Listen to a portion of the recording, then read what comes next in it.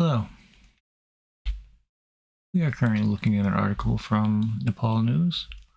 11 metric tons of garbage, including 4 dead bodies and a skeleton, collected from different mountains. The Nepal Army has collected 11 metric tons of garbage, 4 dead bodies, and 1 human skeleton from different mountains.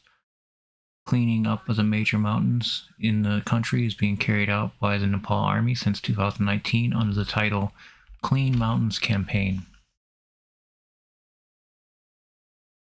Assistant Director of National Parks and Wildlife Reserve Directorate, Sanjay Duja, said in a total of 11,000 kilograms of garbage was collected from different places of Mount Everest, Lhotse, and Noops, including 2,226 kilograms of biodegradable, 8,774 kilograms of non-biodegradable waste. The biodegradable waste has been handed over, while the non-degradable waste has been brought to Kathmandu and handed over to a recycling company. According to the Nepal Army, the human bodies and skeleton were handed over to the TU Teaching Hospital for disposal after necessary legal procedures. The cleaning campaign was carried out for 55 days starting April 1st. The cleaning team was successfully climbed Mount Everest. So far, 12 dead bodies and 180 metric tons of garbage have been collected from major mountains, including the highest peak, Everest, during the 5-year period of the Clean Mountains campaign, said Duha. That is a lot of trash. That is a lot of trash. 11 metric tons of garbage.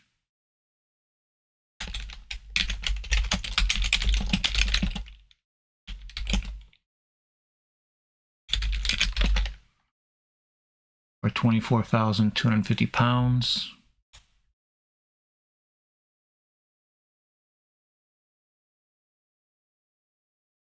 Or 11,000 kilograms.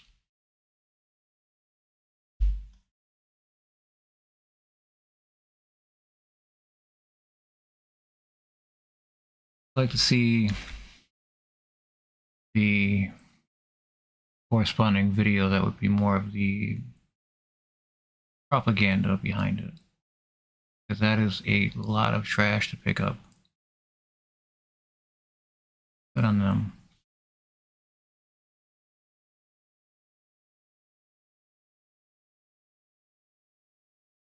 This is the Malaysia Sun.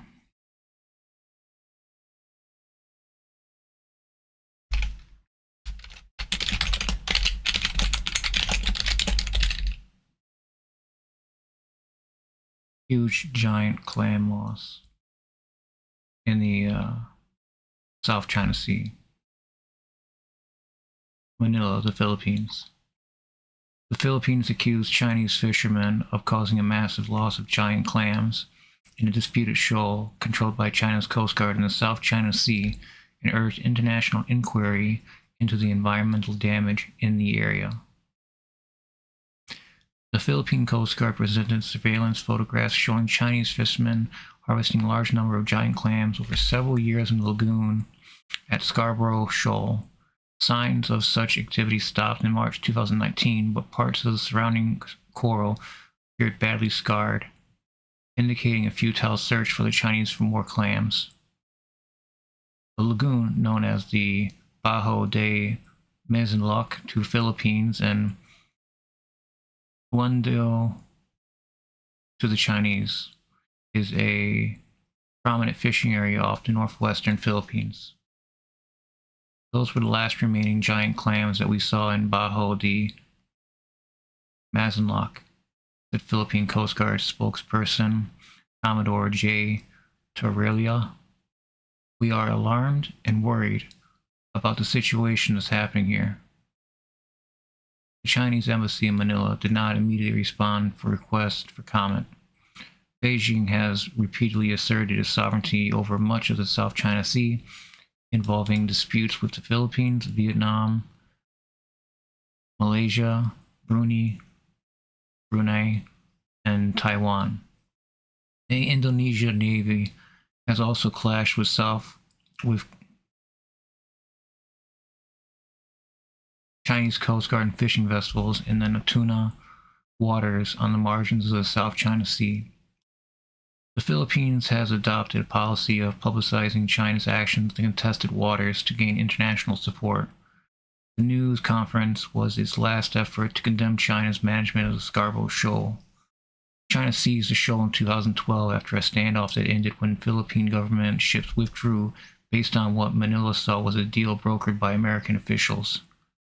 China reneged on its promise to remove the ship and has since surrounded the shoal with Coast Guard and suspected malicious ships.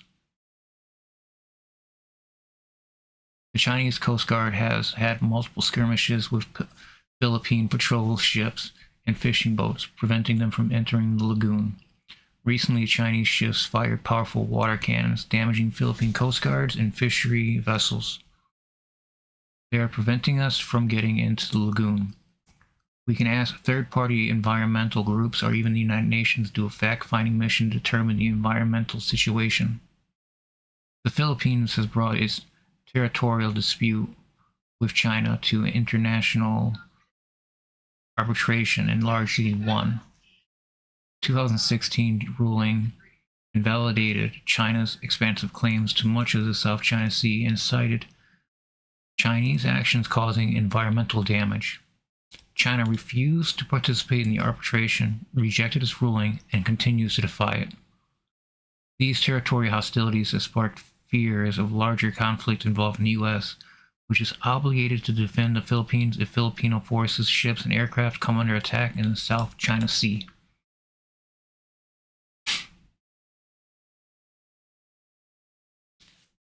Giant clams, Alaskan snow crabs, passenger pigeons.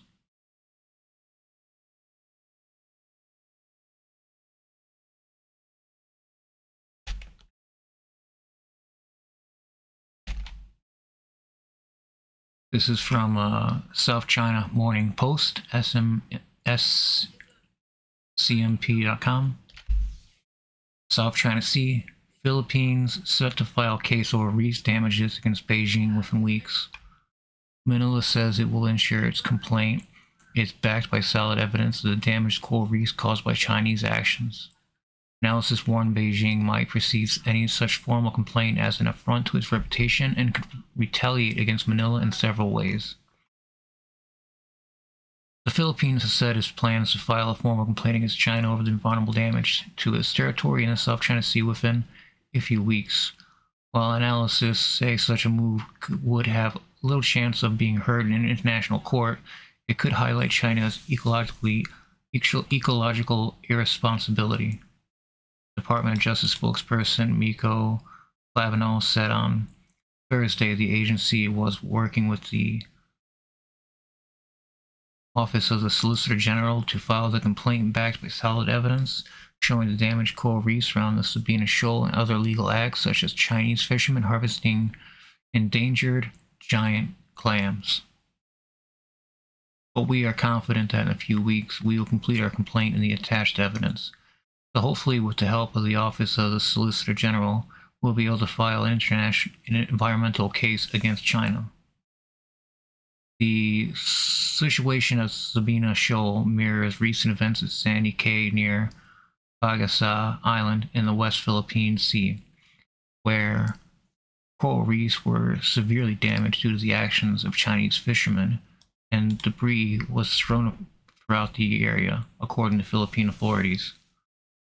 The West Philippine Sea is Manila's term for the section of the South China Sea that encompasses its maritime territory, including its exclusive economic zone.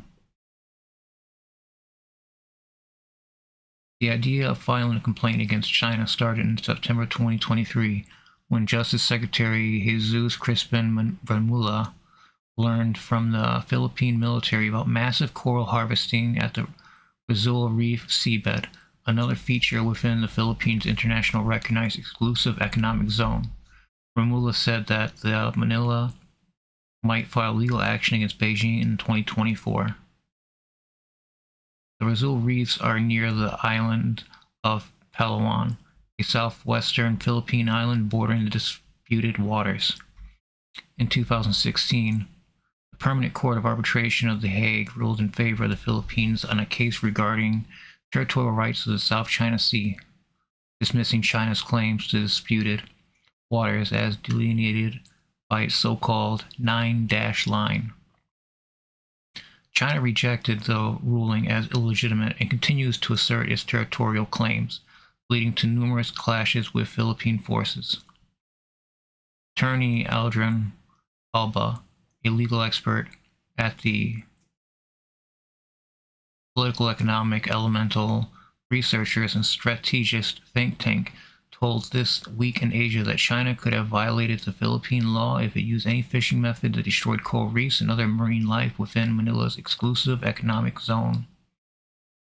He said Beijing could also have violated a law prohibiting any party from gathering, selling, or exporting white sand or other substances that make up any marine habitat. Parties found guilty of violating these provisions face jail of between 2 to 10 years and fines ranging between $1,707 or 500,000 pesos. That's not a lot of money for such destruction that we're talking about here. A couple of $1,000. Okay. I'm sure they have that. They are literally overfishing to the point they're scarring reef, destroying it. They don't care.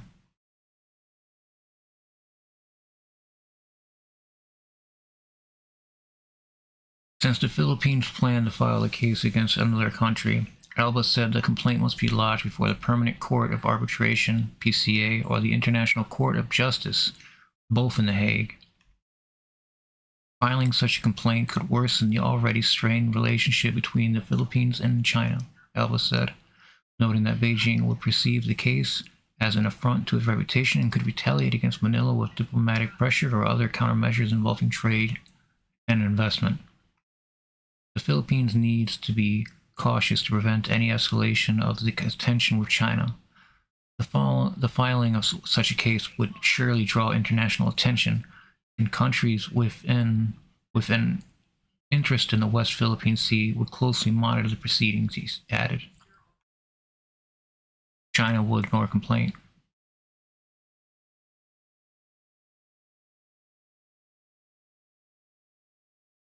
If the Philippines were to win, it could demand significant compensation for the damage. Based on the estimate by the University of the Philippines Marine Science Institute, the country is losing around 33 billion Philippine pesos, or over almost $500 million annually from damaged reef ecosystem due to China's reclamation activities.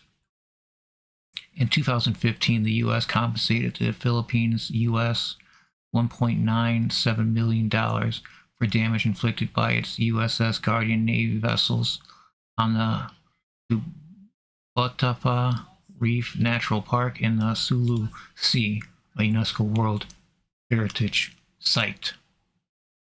However, filing a lawsuit is not simple, and even if China is ordered to pay compensation, whether it would comply is another matter. If Manila were to file a case before the ICJ against China, Beijing might not recognize the court's jurisdiction. Nguyen suggested that instead of the ICJ, the Philippines could pursue another lawsuit against China through the PCA, focusing on environmental damage rather than disputed territories, as the outcome could be more enforceable. Political analyst Sherwin Ona, an associate professor of political science at De La Salle University in Manila, says such a move before the PCA would align with the Philippine position of abiding by the United Nations Convention of the Law of the Sea. Unclose. I think this will be the venue where the Philippines would file the complaint. More importantly, Manila is right in highlighting this case is not only as an issue of sovereignty, but also as a maritime economy issue. If Manila were to file the complaint, it would be a big blow to China in the court of the public opinion, Ona said. This clearly shows that China is not only a maritime bully, but an irresponsible environmental actor. Even if it claims the whole South China Sea, it does not possess the sense of stewardship since it does not respect the environment.